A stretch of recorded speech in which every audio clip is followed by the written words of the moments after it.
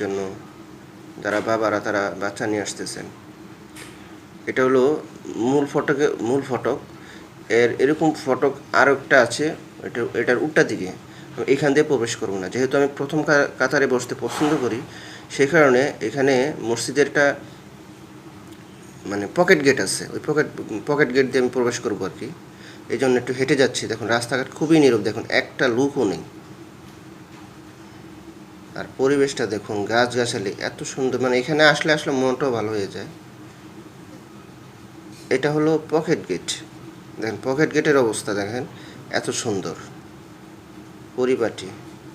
জুতা খুলতে হবে।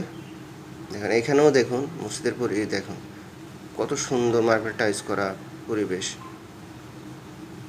এটা হলো মসজিদের বারান্দা।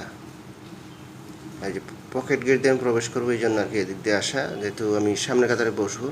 না হলে দেখা গেছে আমার যখন ওই গেট দিয়ে প্রবেশ করতে অনেক লোককে আবার ডিঙ্গিয়ে যেতে হবে। আমাদের নবীজি নিষেধ করেছেন ডিঙ্গিয়ে যাতে সামনে না যাওয়া হয়। এই কারণে আর কি মূলত আমি যাতে লোকজনকে ডিঙ্গিয়ে যাব না, এই কারণে পকেট গেট দিয়ে প্রবেশ করতেছি।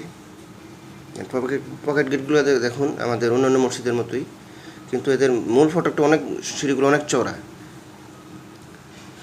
তিনতলা চলে আসলাম।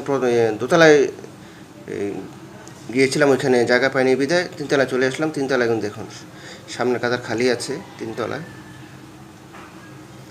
আলহামদুলিল্লাহ প্রথম কাতারই বসতে পারবো। এই যে এখন জুতাগুলি রাখবো, রেখে বসে পড়বো।